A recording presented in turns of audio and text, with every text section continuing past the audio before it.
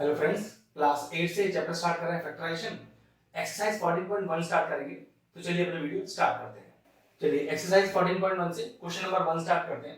Question है कि find the common factors of the following. अब फर्स्ट क्वेश्चन में जितने भी पार्ट्स हैं सभी के कॉमन फैक्टर निकालने हैं। कॉमन फैक्टर क्या होता है पहले वो बताया था कि जितने टर्म आपको गिवन है वो हिस्सा जो दोनों में कॉमन है, मतलब वो पर्टिकुलर पार्ट या वो पर्टिकुलर न्यूमेरल या कोई पर्टिकुलर वेरिएबल जो दोनों में कॉमन है, कॉमन फैक्टर कहलाएगा। उसके लिए सबसे पहले क्या करें, ये जो 12x लिखा है इस x का तो कुछ कर नहीं सकते, 12 की बात करते हैं। 12 के पहले फैक्टर्स निकालते हैं। देखिए ना, 2 6 12, 2 3 6 और 3 1 3।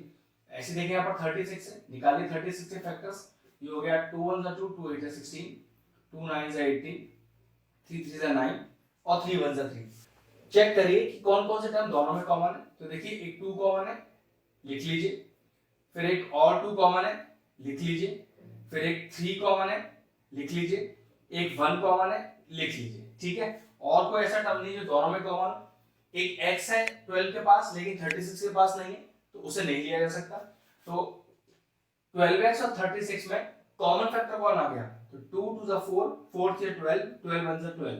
तो 12x और 36 के कॉमन फैक्टर है 12। सेम इसी तरह से यहाँ पर 2 और y, अब यहाँ तो कुछ स्प्लिट हो नहीं सकता।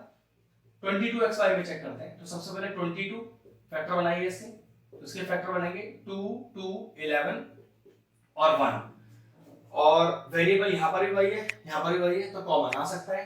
यहाँ पर x है लेकिन यहाँ x मौजूद नहीं है, नहीं आ सकता। किस तरह से, जैसे यहाँ x था यहाँ x नहीं है ना, तो x कॉमन नहीं आ सकता। देखिए कॉमन क्या रह गया, एक तो 2 कॉमन आ रहा है दोनों के अंदर, 2 11 भी है लेकिन यहाँ और कोई बचा नहीं आ सकता।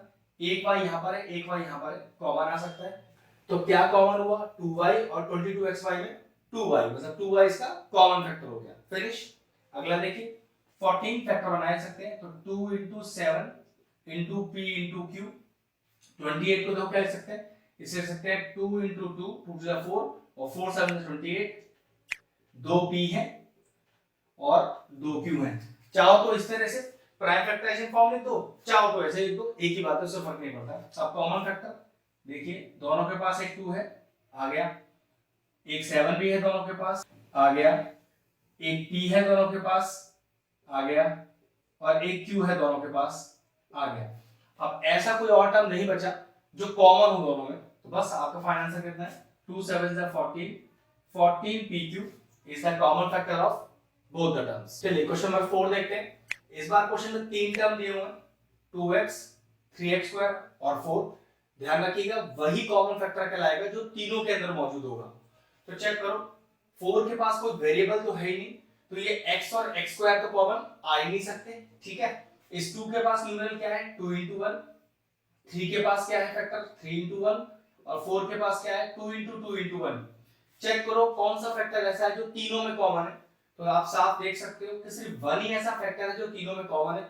तो इसका मतलब क्या हुआ कि यहाँ पर जो कॉमन फैक्टर है तीनों टर्म का वो कितना है, सिर्फ 1। ध्यान रखिएगा कॉमन फैक्टर तीनों में मौजूद होना चाहिए। ऐसा ना हो कि कोई 2 टर्म में कॉमन फैक्टर आ रहा है लेकिन तीसरे में नहीं आ रहा, आपने उसे कॉमन निकाल लिया, नहीं वो क्वेश्चन गलत हो जाएगा। 3 टर्म है तो तीनों का कॉमन फैक्टर सिर्फ और सिर्फ यहाँ 1 है। अगला देखते हैं 6abc। तो ये हो गया 2 into 3 into a into b into c। फिर 24 को क्या लिख सकते हैं, बना लेते हैं। तो 2 2 जा 4, 4 3 जा 12, 12 2 जा 24। और एक a है और 2 b है। ऐसे 12 देखिए, 2 2 जा 4, 4 3 जा 12, 2 a है और एक b है। बस अब कॉमन फैक्टर निकालते हैं इसमें से। चेक करिए, 2 तीनों के पास है तो बिल्कुल कॉमन फैक्टर आ जाएगा, इनटू 3 तीनों के पास है, बिल्कुल कॉमन फैक्टर आ जाएगा। अब कोई न्यूमेरल तो कॉमन आ नहीं सकता क्योंकि यहाँ न्यूमेरल खत्म हो गए। चलिए वेरिएबल की बात करते हैं, a और a, तो बिल्कुल एक a आ जाएगा। b और b, हाँ जी, b भी बिल्कुल कॉमन आ जाएगा। अब c यहाँ पर है लेकिन इन दोनों के पास नहीं है, सॉरी ये कॉमन नहीं आ सकता, बस हमारा कॉमन फैक्टर निकल चुका है। फाइनल आंसर आ गया हमारा 6ab, मतलब इन तीनों टर्म का जो कॉमन फैक्टर है दैट इज 6ab। चलिए क्वेश्चन नंबर 6 देखते हैं। 3 टर्म आपको गिवन है, कॉमन फैक्टर निकालते हैं। पहले इस 16 के फैक्टर बनाते हैं। क्या बनेगा, 2 2 4, 2 8, 2 16। 3x है तीनों को मैंने सेपरेट करके लिख लिया, ठीक है। अब माइनस का 4x² तो माइनस से तो कोई मतलब नहीं है, 4 हो गया 2 × 2 और x² हो गया x × x। 32 चेक करते हैं, तो 2 × 2 = 4, 2 × 8, 2 × 16, 2 × 32 और एक सिंगल ही x है इसके पास। चेक करो तीनों में कॉमन फैक्टर क्या है, एक 2 यहाँ पर, एक 2 यहाँ पर, एक 2 यहाँ पर, ये लीजिए कॉमन फैक्टर 2 आ गया। एक 2 और है तीनों के पास, ये लीजिए एक 2 और आ गया। अब यहाँ तो न्यूमरल खत्म हो चुके हैं, तो पक्की बात है कॉमन न्यूमरल तो कोई आ ही नहीं सकता। वेरिएबल चेक करते हैं, x आ गया। अब क्योंकि यहाँ सारे वेरिएबल खत्म हो चुके हैं, तो अब यहाँ से कुछ कॉमन देखने का जरूरत है ही नहीं, बस आपका कॉमन फैक्टर कितना आ गया, आंसर इज 4x। नेक्स्ट देखिए 10 को लिखा 2 × 5 × p × q हो गया 20 हो गया। 2 3 = 6 और 6 5 = 30 × r और × p। सिंपल फैक्टर निकालें, आप जिस तरीके से फैक्टर निकालना चाहो निकाल सकते हैं, ठीक है। अब जरा कॉमन चेक करते हैं, तो 2 2 और 2 ये लीजिए कॉमन आ गया। 5 5 और 5 कॉमन आ गया। अब न्यूमरल तो है नहीं और किसी के पास, क्योंकि यहाँ न्यूमरल खत्म हो चुके हैं। ये p है, यहाँ p नहीं है, नहीं आ सकता। यहाँ q है, यहाँ q है, यहाँ q है, नहीं आ सकता। यहाँ पर q है, यहाँ पर q है, यहाँ पर नहीं है, नहीं आ सकता। मतलब वेरिएबल में कोई ऐसा टर्म ही नहीं तीनों के पास जो कॉमन हो, तो यहाँ पर जो फाइनल आंसर रहेगा वो रहेगा 10, क्योंकि आपके पास एक भी यहाँ pq है, यहाँ qr है, यहाँ rp है, तो तीनों में कोई वेरिएबल टर्म कॉमन है ही नहीं। Answer is 10। चलिए 8th क्वेश्चन करते हैं।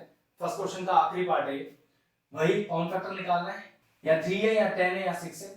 तो चेक कर सकते हैं 3 10 और 6 में से कॉमन कुछ भी नहीं आता है, फिर भी चेक करके बताता हूँ।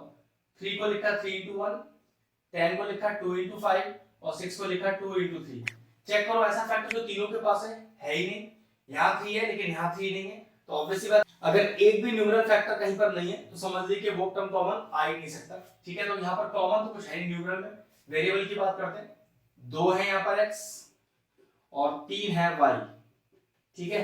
इसकी बात करें तो 3 है यहाँ पर x और 2 है y। यहाँ बात करें तो 2x है, 2y है और 1z है। टर्म वही कॉमन आएगा जो तीनों के पास होगा, ये ध्यान रखिएगा। तो ये देखिए x कॉमन है तीनों में, बिल्कुल आ गया फैक्टर। एक और x है कॉमन, ये भी आ गया फैक्टर में। अब यहाँ x तो है लेकिन यहाँ खत्म हो गया, सॉरी नहीं आ सकता।